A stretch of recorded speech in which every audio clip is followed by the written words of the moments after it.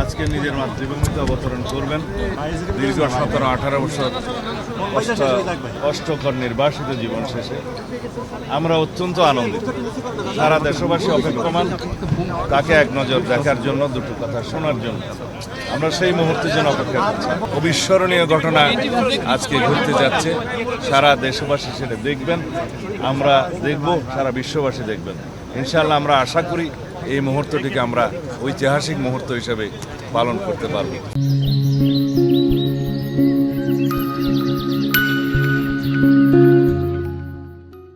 আমরা দীর্ঘ 16-17 বছর অবিরাম সংগ্রাম করেছি, আন্দোলন করেছি গণতন্ত্রের জন্য, ভোটাধিকার ফিরে পাওয়ার জন্য।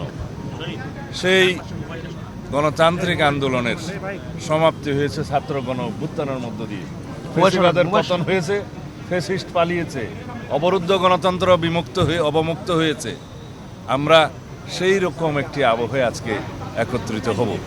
বাংলাদেশের এই মুহূর্তটি অবশ্যই অবিস্মরণীয়। বিশ্বের যারা গণতান্ত্রিক বিশ্ব, যারা গণতন্ত্রের জন্য লড়াই সংগ্রাম করেছে, তাদের জন্য এটা একটু উপমা হবে। অতীত ফ্যাসিবাদী শক্তি এবং তাদের দোসররা দেশে এবং বিদেশে সক্রিয়। তারা চেষ্টা করবে বাংলাদেশের গণতান্ত্রিক উত্তরণকে যেন কণ্ঠকাঠিন্য করতে পারে, বাধাগ্রস্ত করতে পারে, ভারতপক্ষের নির্বাচনকে বানচাল করতে পারে। অবশ্যই সেটা দুঃস্বপ্ন, আপনারা সেটা সামনে দেখতে পাবেন।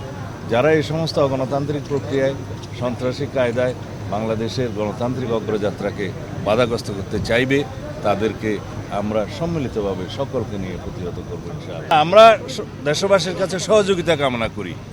গণতান্ত্রিক উত্তরণের পরে বাংলাদেশে সত্যিকারভাবে বৈষম্যহীন এবং একটি গণতান্ত্রিক শক্তিশালী রাষ্ট্র বিনির্মাণ, সুশাসনের রাষ্ট্র প্রতিষ্ঠা করার জন্য সকলের সহযোগিতা।